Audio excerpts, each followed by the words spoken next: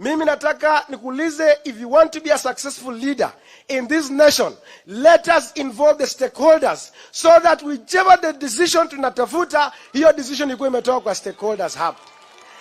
Na pia kando na hiyo, Bwana Rais, ukiangalia hapa leo tuko hapa katika mambo ya bonus. Ukiangalia kampuni wameleta mtambo mpya pale. Tunataka tuseme kongole kwa investor because is not a briefcase investor.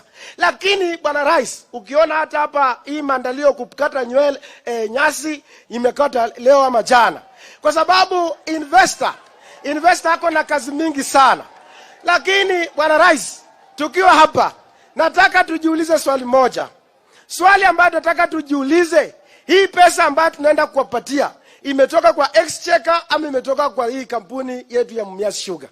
Na kama kweli tunasema hii pesa imetoka kwa Exchequer, tujue hii Rais utueleze ya kwamba imetoka under which provision, kwa sababu haikuwa katika budget yetu.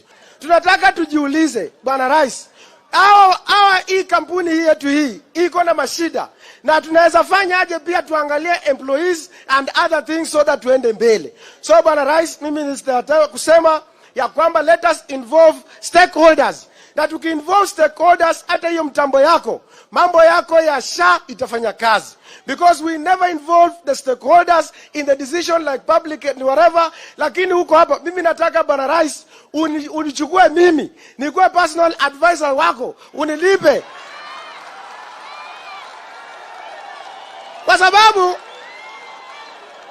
Kwa sababu Bwana Rais, hao watu wako wakuambiangi ukweli. Wanakuambia SHA inafanya kazi na haifanyi kazi.